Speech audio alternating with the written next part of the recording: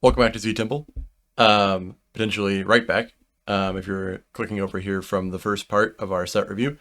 Um, Today we're going to be looking at the Daniel cards in the set, kicking off with a pretty fun one, Ancient of Days. So this is an interesting one. Potentially draw 9 on a dominant. It's pretty good.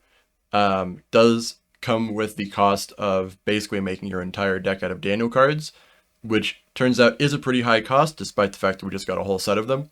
Uh, you are limiting yourself from a lot of staples in non-Daniel books. You do have the upside of just getting a ridiculous start off of a single card, but again, it's also spending a dominant, so very interesting card. I'm just going to inherently put this into Cornerstone, regardless of how competitive the archetype ends up being, just because I really like seeing cards that are a build around, that's not just about like what offense you're running or what like specific card that you're running, but that is a build around that forces you to build your entire deck in a unique way that you would never have done otherwise.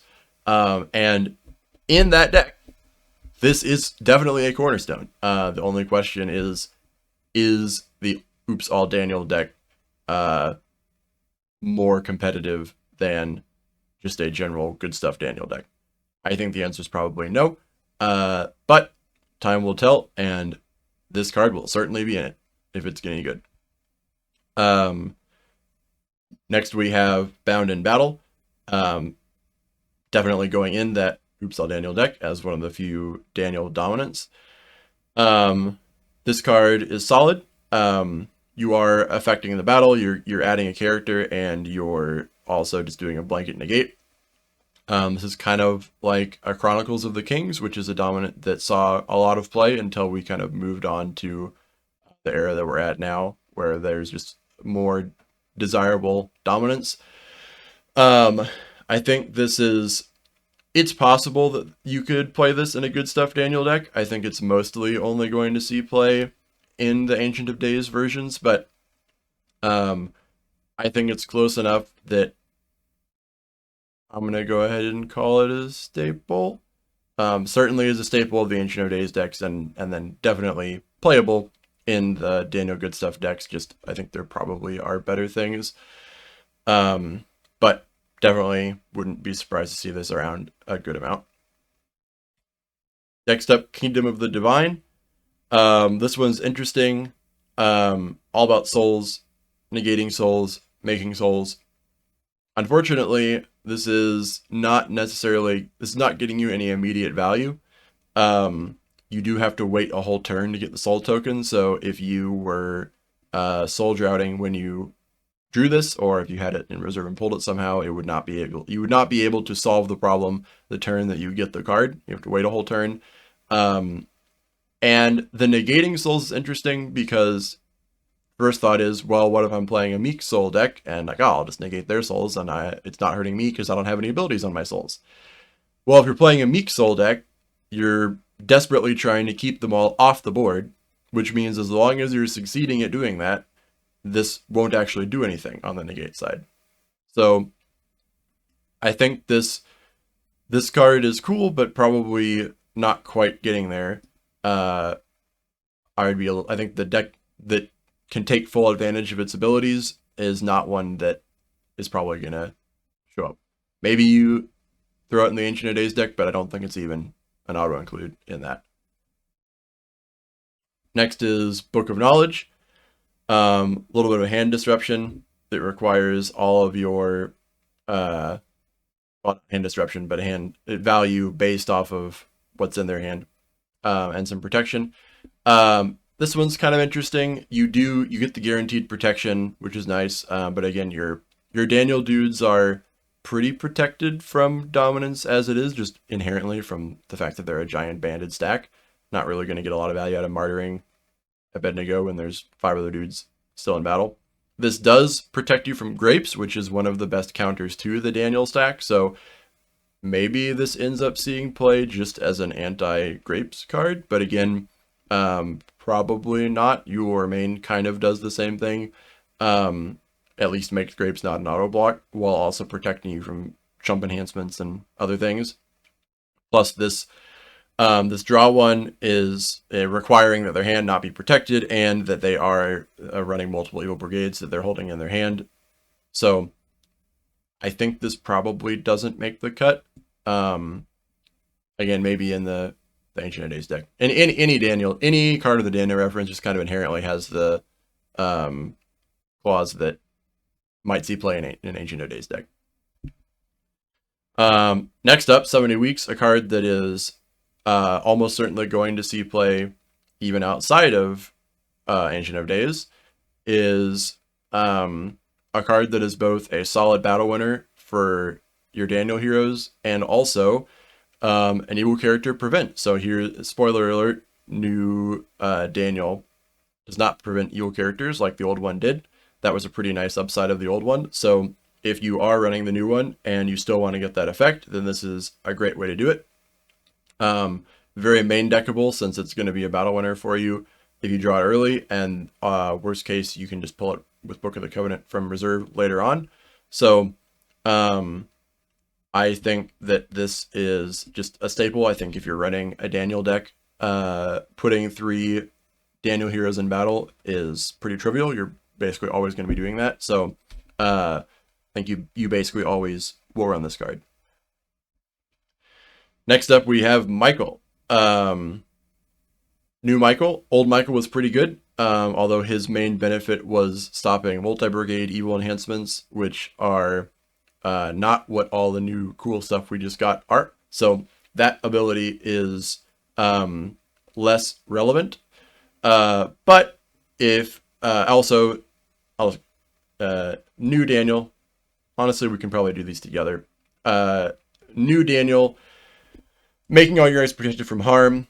That is a great way to not get your whole Daniel band scattered or anything else like that, such as the new Mono Brigade variants in this set and a couple that we've gotten in past sets. So new Daniel is kind of doing what old Michael was doing for your band. So I could actually see if you're running you can run the 2 new ones together, or you can run the 2 old ones together. Like, both are still viable. However, this one, it's got white on it. That is kind of nice. But you have so many white characters that I think it's going to be pretty unlikely that they are able to strand the old one in battle, but not be able to remove all of them. So the white is nice, but not super impactful in my opinion. Again, also the if harmed top deck. Again, if that was territory class, that would be a whole other thing, because that would make their heroes a lot less vulnerable to being spot removed. But in battle, if your dudes are getting removed, yeah, it's kind of nice. You can top deck them, but you still have to draw them back, and you'd rather than them just not get removed in the first place, which New Daniel's helping with. So it's kind of nice, but again, I wouldn't run it just for that. The reason to run this card is a very unique word, usually not included in band abilities, which is and. This guy can band to 2 things at the same time. We've not seen that before, and it's kind of inherently busted. This is basically only held back by the fact that the way that special ability activation order works means that you can't choose this but choose the blocker, and then removing it in the same stack. And also the fact that you are limited to specifically a Daniel human and an Old Testament angel. This does mean that you have the ability to do your entire normal attack and then also the opponent's entire Captain of the Host Joshua stack. So phenomenally good against Joshua decks that don't have a wall of protection in play. However, outside of that, it's not actually doing a ton. I found that in my Daniel builds, I'm pretty much doing like just one straight up band anyway. And the only way that you can easily convert that Old Testament angel band into a second column of humans is with Gabriel, the new Daniel Gabriel. And I don't know if that card quite makes the cut, spoiler alert. So, very cool character, very unique, strong ability. It is a staple just because like you're running this Michael or you're running the other Michael. You're not going to not run a Michael in your Daniel deck. But it's so close to being super busted, but it's just solid, in my opinion. New Daniel, protect your heroes from harm, and if you use alone, choose the blocker, CBB. Very good card.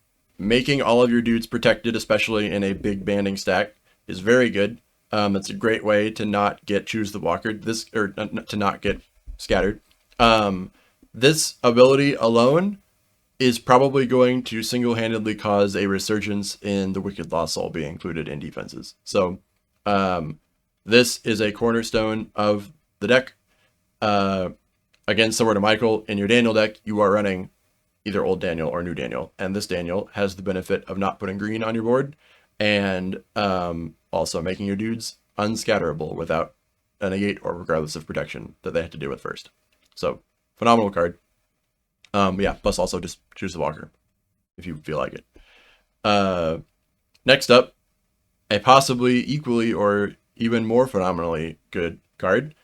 Another fairly unique ability that we've only really seen on one other hero before, old Mordecai. Shout out to Mordecai. But this one is made better by the fact that it's in a more relevant archetype, and it also can band or draw in addition to doing the protect. That's just a phenomenal effect to have in your band, locking them down so the opponent can't deceiver to anywhere, can't draw at all, can't search anything. Very, very good effect to have in a band. Very punishing for the opponent, and of course, and then you just slap it on the top of your band and get a D3. Phenomenally good character. Is a reason to play. One of the biggest reasons to play the deck is this character single-handedly, straight into cornerstone for sure. Next we have Shadrach, a little bit less impressive, and in my opinion, probably the most second most cuttable human in the band. Preventing the enhancements is nice because, as you'll see later on, you do have a pretty high strength average on your enhancements, and a lot of them are just CBN anyway. So this is almost certainly going to hurt the opponent more than you. But early game, while you're still putting your band together, it's going to be a little bit inconsistent, and you will hurt yourself a little bit. So this probably goes in. It's probably solid. Gonna put that into staple, but you can cut this card, and you can run the old one. Abednego, definitely the most cuttable. To the point that I almost forgot what he did. Giving a specific subset of your cards CBP when like the most playable cards that repeat in your deck are already CBN makes this guy not that great.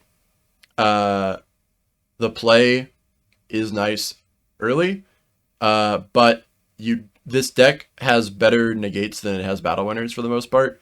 So attacking early with a 1/7 to pull somebody is not that great. It's not really what the deck wants to be doing. This guy's probably going to die and not get a soul doing that. And I think there's generally just better stuff that you could run. So I think this guy probably straight up doesn't make the cut, actually. And if you want to run an Abednego, then you should probably run the old Abednego.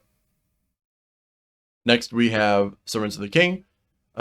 We've got Solgen. This is essentially the Ends of the Earth effect. You can do it on yourself or the opponent, and you're going to get a soul and an enhancement. This is a solid ability. You're always happy to do this on yourself. Usually getting your souls out is good, unless you're trying to hide them, but usually it's good.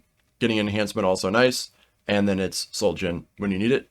So I think due to the lack of Solgen in the rest of the deck, although technically you have Kingdoms of the Divine that you could play, but I think that this most likely does go in as just a playable Solgen hero in your archetype that is otherwise missing one.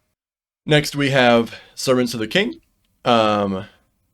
Notably playable in a 50 card deck alongside the other servants of the king due to them being generic characters with different art.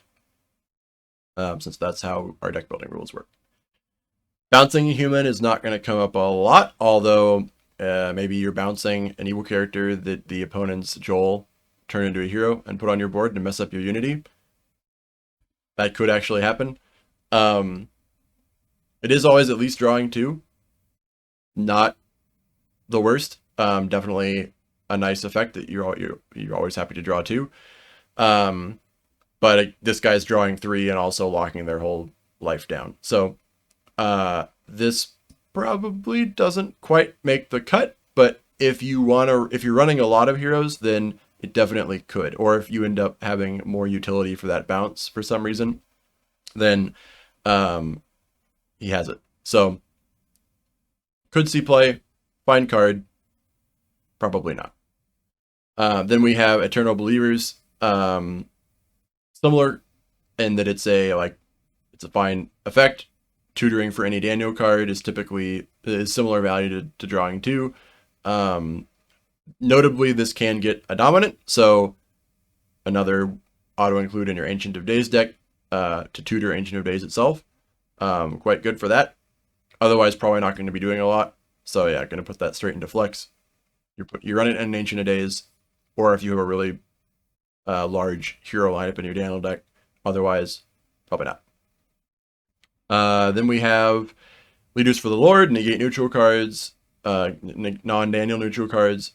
That is a nice effect, but it is not territory class like a lot of the neutral cards that we've seen, negating neutral cards that we've seen previously. Thank goodness. Glad that we're not making more of those. However, negating neutral cards only in battle is meaningfully less good than negating them all the time. And taking a good Daniel card from reserve, also typically not as good as drawing 3 or even drawing 2 or even tutoring from your deck. So I think this is probably among the least likely to make it into your hero lineup. However, it does negate plus banned, but it is banned only to a generic, so like you can't put this in a stack that's ending on Meshach.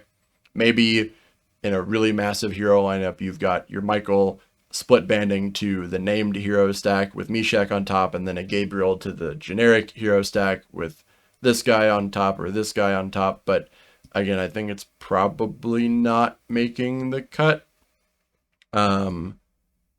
Mostly due to the fact that you're going to have to put it on top of your band unless you're doing a bunch of generic dudes. And that means you're not doing Meshach, and why you're not doing Meshach. So probably not quite going to make the cut. Moving on to the enhancements, we've got a couple pretty strong ones right off the bat. Negate and banish an evil card except to humans, so this is ruining demons' lives and then just being a solid negate and banish for a fort or an enhancement outside of that. The deck would really like it if this could negate a human, even if it didn't banish it, but it can't. It can't target it at all unless it's a human. So I think you definitely play it in the deck, but there'll be times that you wish it was a little bit more flexible. Then we have Given from God. This is a card. So look at the top 7, take 1. We've seen that. Basically all the archetypes in the last set got this. However, unlike them, that had some kind of extra recursion ability if you used it in the right theme, this thing just does it again. Which is kind of the Daniel thing. But this is a pretty good effect to just do again. Notably, since it's not underdecking the cards, you aren't getting to dig 7, take 1, then dig 7 more. That would be even more busted than this currently is. However, this is effectively dig through the top 8, take 2. That's pretty good. Drawing 2 cards on just draw 2 on a territory class enhancement would be playable. And this is almost always better than that. It is limited to taking Daniel cards, good Daniel cards, but that's what your deck is doing. Yeah,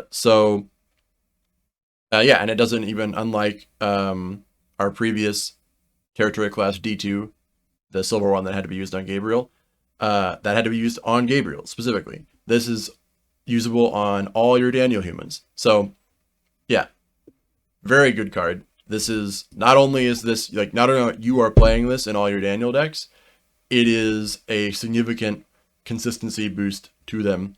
Really going to help you set up the band, get Meshach going at full power right off the bat. Can even dig for Daniel, Son of God, since there's a Daniel, Son of God. So yeah, very strong card, very good consistency piece to have in your deck. Straight into Cornerstone. Then we got Seeking Compassion, Battle Winner with the optional tutor of a dominant or a reserve card. Again, this is a straightforward Battle Winner with a reward if it works. I'm not hugely a fan of this card in normal Daniel decks, because I think you'd rather have negates. These guys, this big band, is basically only going to be stopped by something that's putting them in special initiative, something that's never letting them play a negate in the first place, or a protected dude. And this does not help you in any of those scenarios. So this does tutor Ancient of Days, so obligatory playable Daniel card for your Ancient of Days deck. So I think I'll put it in Flex, since you're playing it in your Ancient of Days deck because it tutors the Ancient of Days, but it is only as playable as Ancient of Days is, in my opinion. Then we have Prayer Over Power. This is exactly what Daniel decks like to see. Negates, and good ones. So this can negate their Agrippa. This can negate their KOT. And it's going to negate all of them at once. And you're going to get to draw 3 off of it. So, yeah, just very good card. It's tempting for me to put this in Cornerstone, just from how solid it is, but I think I'm just going to put it into Staple. I don't think you would play the deck just for, like, if you weren't already going to play Daniel, you wouldn't play Daniel just so that you could get the repeat on this.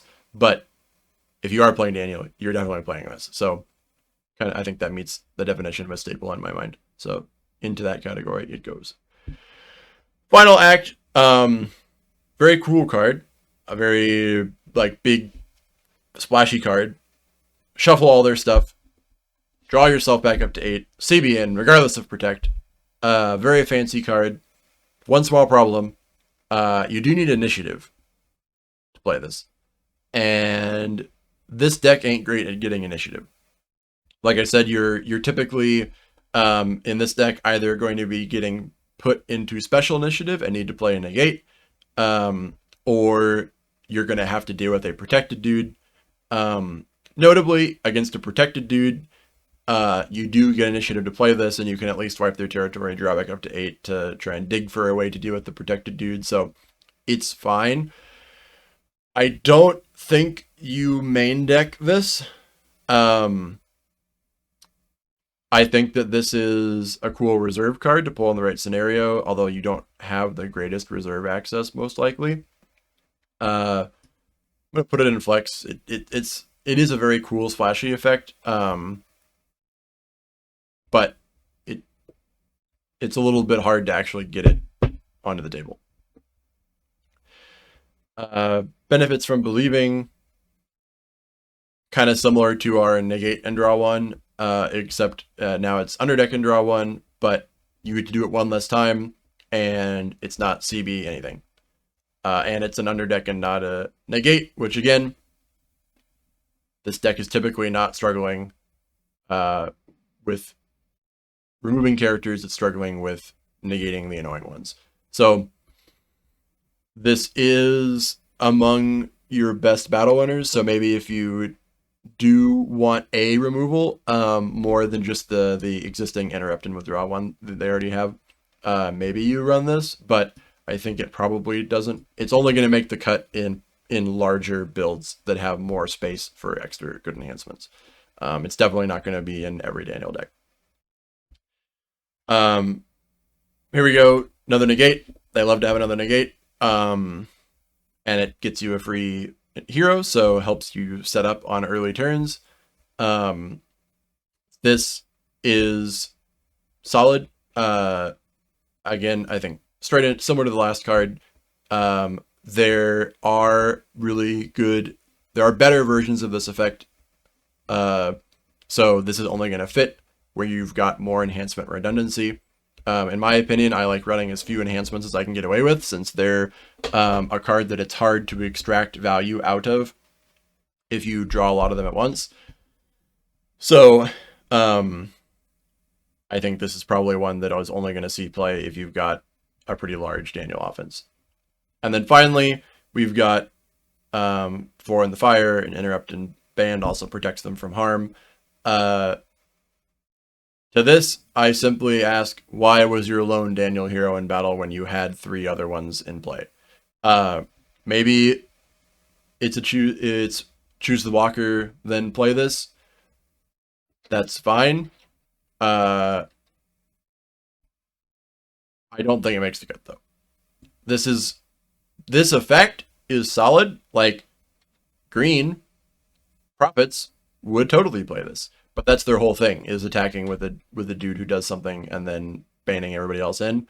Daniel is very much a deck that, for the most part, wants to shove this whole big annoying stack of dudes at you right from the get-go, and does not want to stick around. Does not want to stick one guy around long enough to find out if you've got a Christian Martyr in your hand.